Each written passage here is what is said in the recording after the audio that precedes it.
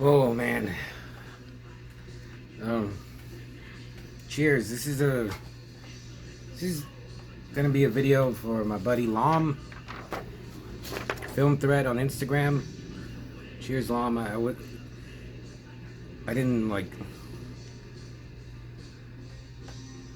um I didn't know this was gonna be a video for you, but I guess this is videos for you. I'm gonna read your letter.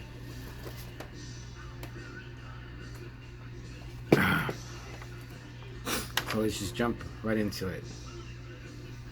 5/14/23. How the hell is it going? Got your letter and it was typed. Maybe even on an actual typewriter. Yeah, I use the actual typewriter. Typing letters up is so much easier for me to do and make legible. I saw the vid and apparently my legibility failed. Haha. Dang, you've been writing letters a long ass time. I can't imagine writing that many letters a week. Last time I wrote a letter I was a kid. I used to send my friend letters because he lived far, and it was back when long distance on the phone cost extra. He was not into letter writing, so I would have to draw pictures and write with colored marker to engage him. It was kind of weird to write a letter and not fill it full of pictures and crap, so I may end up drawing on this. Do you write your letters by hand usually, or type them? Your library is really close. Yeah, it is like...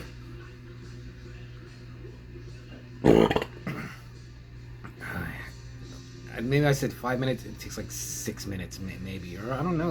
It's so close. It's just so easy to go there.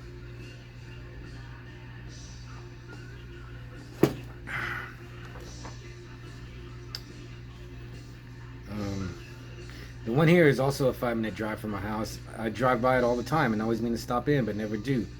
We'll definitely have to remedy that. With Night of the Bloody Tapes, do you lay it all out on the computer then print it? Or do you lay it out old school and cut and paste style? I'm guessing cut and paste. Do you use a glue stick? No, I use just like cheap dollar store glue. Back when I first started making flyers and zines, I didn't have a computer, so I would draw everything and cut and paste it all by hand with scissors and a glue stick. Fuck that, man.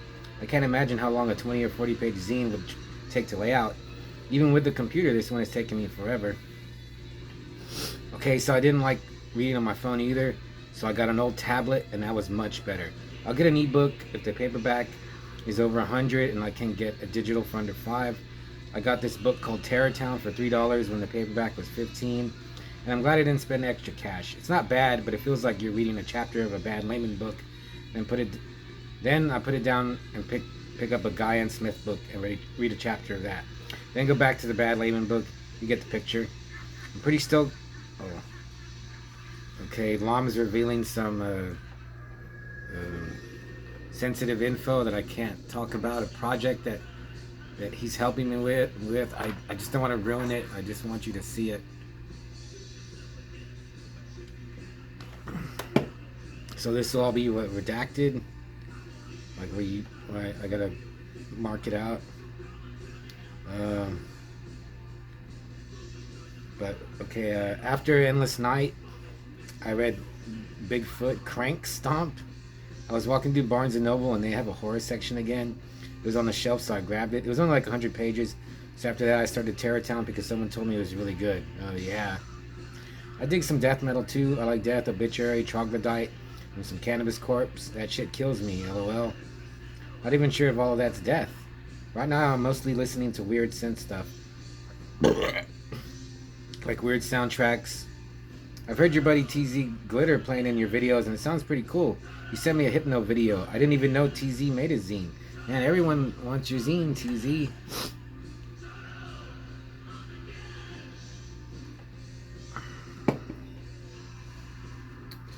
I was at the Severn table during a horror con out here, and I kept trying to get the Emmanuel movie with the soundtrack in it, and it was always sold out. I asked if they were getting more, and he told me that set was coming out. I had no idea the pre-order was live. Definitely got to get that.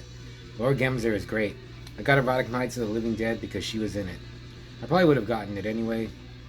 Keep making the vids, man. Thanks, Lom. I really appreciate that. I love the reviews, and they're pretty helpful because I have skipped so many bad movies thanks to your channel. Let's definitely keep the letters going. This is pretty fun. And he drew some pictures. Yeah, I wrote a letter. I guess I'll let the cat out of the bag on this one too. I'm doing a package for TZ. I'm gonna send you some stuff tomorrow, and I already typed out the letter. But yeah, man, Lom wrote a nice little letter there, and I wrote him.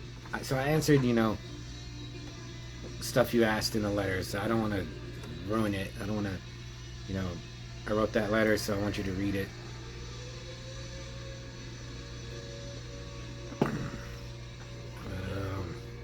Terrortown, it sucks.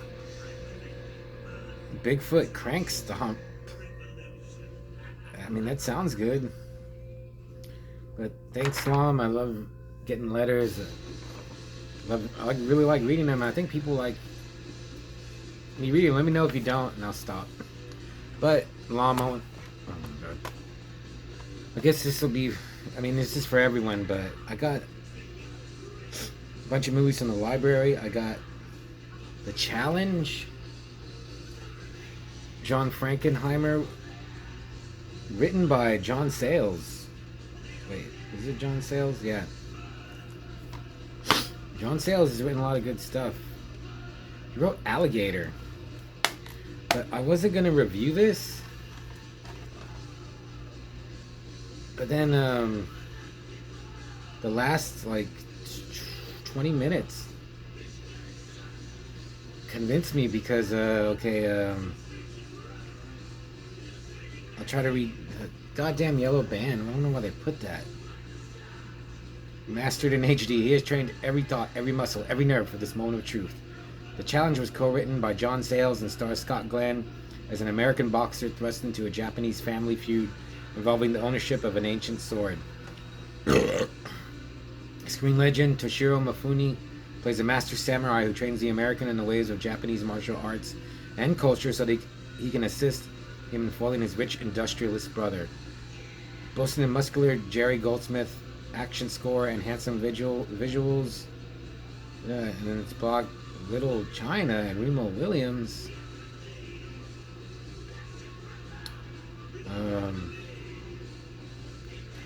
So yeah, this is from 1982, and Scott Glenn is okay. I think he's a better bad guy.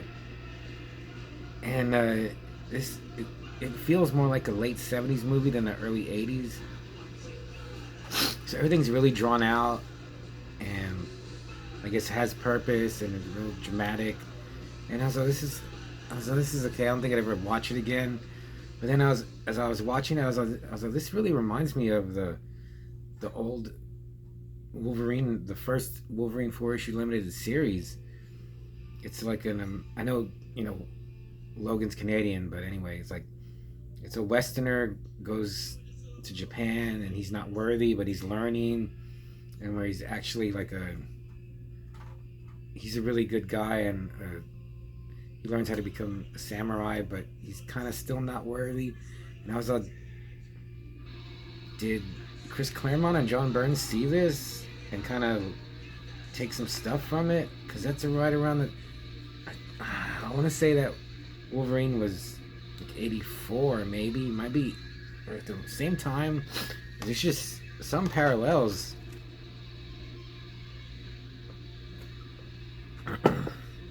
Like I said, I wasn't going to review it, but man, at the very end, dude, there's some good sword action, and just the whole thing.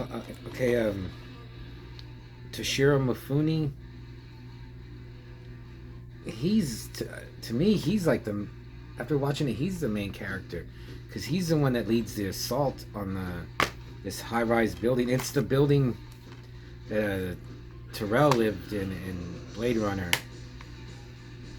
So, I mean, I'll just tell you about the end. I won't spoil it too much, but they're fighting over this sword. There's two swords. They want to unite them. Toshiro Mifune, he's like in the old ways. His brother is like into the future. They're both fighting over. They want to unite the two swords, and I don't remember his character, but he's just basically a samurai in modern times, and he leads an assault with his men, and I was like, man, he's a leader. But he's like at the forefront, you know, taking guys out with his sword. They got machine guns. He's using a bow, shuriken, a samurai sword, and Scott Glenn is just like his helper, really. And you know, he's going level to level, sneaking around.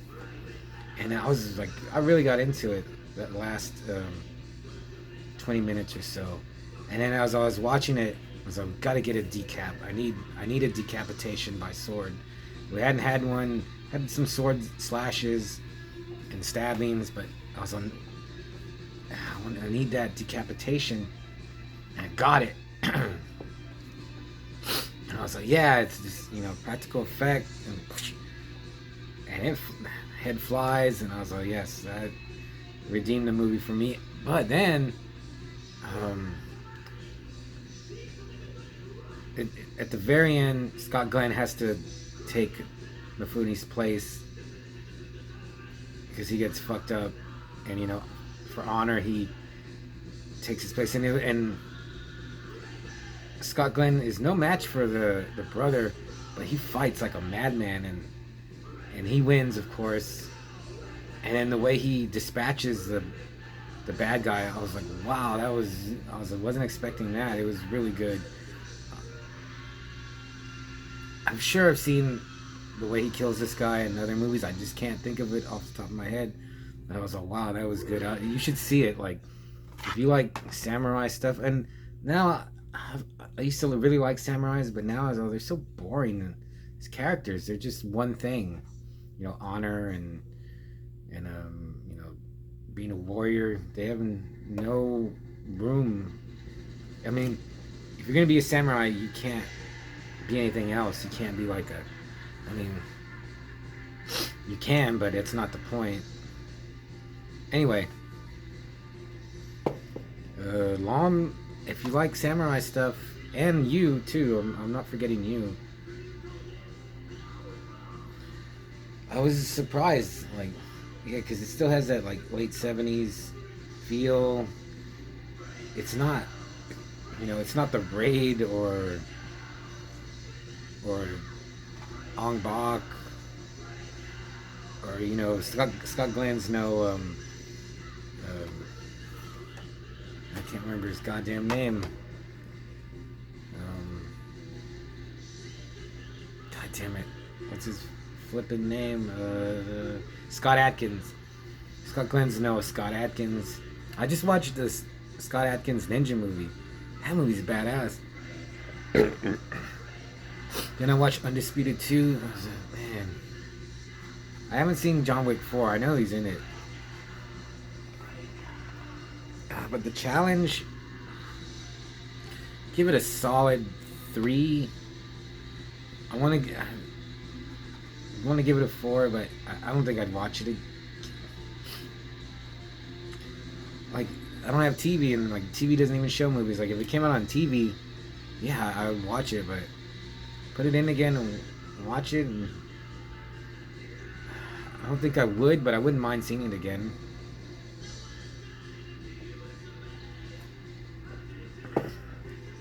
So yeah, I wasn't even gonna mention it, but I'm glad I saw it. And thanks to Lom, go get it at your local library. You too, go get it at your local library, and I'll see you tomorrow.